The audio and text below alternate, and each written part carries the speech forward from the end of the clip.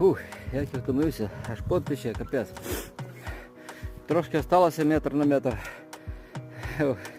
Це такий грязний. Короче, копаю. Як наче вже десь сотих 5 скопав.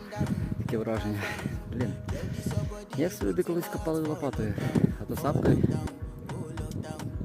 Та то таке. Воно потрібно. Фізична робота.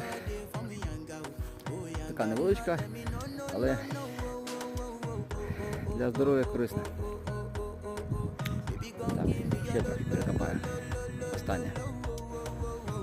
Фух, знаєте, це діло копання, це, блядь, прикольна штука. Копав, ну і перекопав. Дивіться. На сьогодні місію виконав.